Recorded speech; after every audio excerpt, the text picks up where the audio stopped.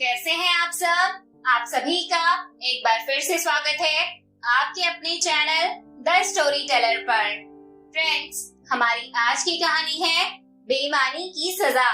कहानी को शुरू करने से पहले अगर आप सब हमारे चैनल पर नए हैं तो जल्दी से हमारे चैनल को सब्सक्राइब करें, बेल आइकन प्रेस करें और अगर आपको हमारा ये वीडियो पसंद आए तो इसे ज्यादा से ज्यादा लाइक और शेयर जरूर से जरूर करें। कई साल पहले एक राज्य में महामारी फैल गई।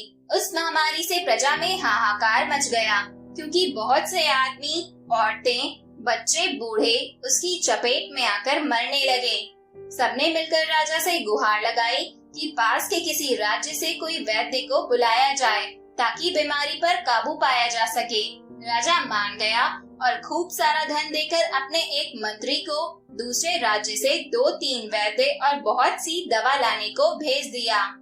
इतना सारा धन ले जाते हुए मंत्री के मन में खोट आ गया कि क्यों न इस धन का आधा भाग हड़प लिया जाए। उसने एक योजना बनाई और एक खेत में आधा धन गाड़ दिया। दूसरे राज्य पहुंच उसने 3 वैद्य अपने साथ चलने को तैयार कर लिए और उनसे पूछ कुछ दवा भी खरीद ली। सब इंतजाम कर मंत्री वापस लौट चला। अपने राज्य पहुंच उसने एक धर्मशाला में सारी दवा रख दी और वैद्यों के ठहरने का इंतजाम भी कर दिया। अगले दिन मंत्री ने प्रजा को खबर दे दी कि सब बीमार लोग धर्मशाला जाकर अपना इलाज करवा सकते हैं। प्रजा बहुत खुश हुई और सब अपने बीमार परिवार वालों को ले धर्मशाला पहुंच गए। कुछ दिनों में बहुत से लोग इलाज से अच्छे होने लगे और राजा और मंत्री का धन्यवाद भी करने लगे। शाम को जब भीड़ खत्म हुई तो वैद्यों ने इतने सारे लोगों का इलाज करने से दवा का भंडार कम होने की बात मंत्री को बताई और इस बार ज्यादा दवा मंगवाने को कहा। मंत्री ने चिंता जताते हुए कहा कि वो प्रजा को दुखी नहीं देख सकता, इसलिए अभी दूसरे राज्य जाकर और दवा का प्रबंध करेगा। मगर दवा आती कहाँ से? धन का आधा भाग तो पहले ही मंत्री हड़प चुका था। रात को जब सब सो रहे थे तो मंत्री ने दवा के घोल वाले बड़े बर्तनों में खूब सारा पानी मिला दिया। अब ऐसा लगने लगा था जैसे दवाइयाँ दोबारा मंगवाकर बर्तनों में भर दी गई हों। सुबह जब वैद्य जागे तो दवा वाले बर्तनों को भरा देख प्रसन्न हुए और मंत्री की प्रशंसा की। लोगों का इलाज चलता रहा। कुछ पहले से बेहतर हो रहे थे तो कुछ पर दवा का असर ही नहीं हो रहा था। वैद्य भी परेशान थे। आखिर ऐसा क्यों हो रहा है?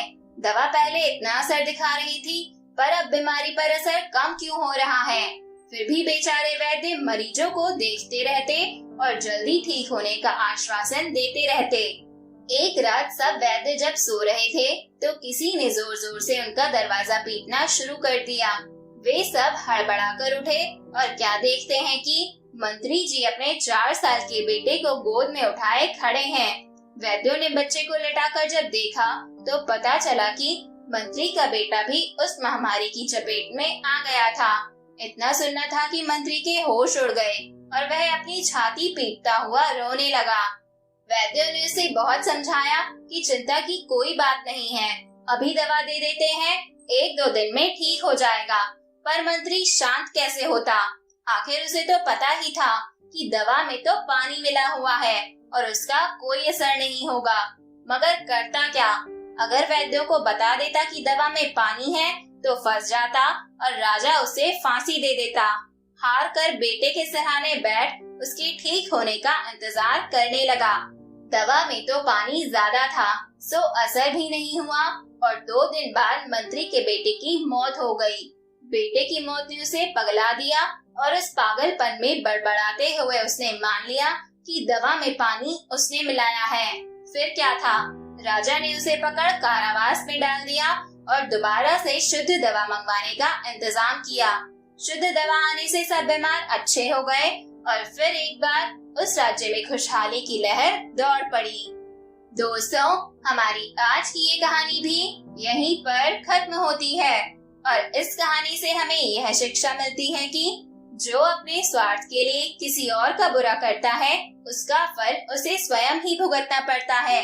इसलिए पराये धन का लालच नहीं करना चाहिए और जो काम तुम्हें करने को दिया जाए उसमें बेईमानी नहीं करनी चाहिए।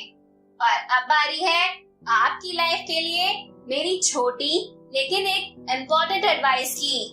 Just a drop of kindness could make a big difference in a persons life.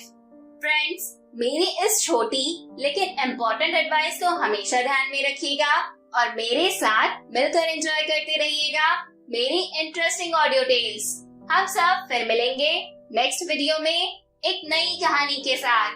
Till then, keep listening and don't forget to like, comment, share and subscribe. Thank you.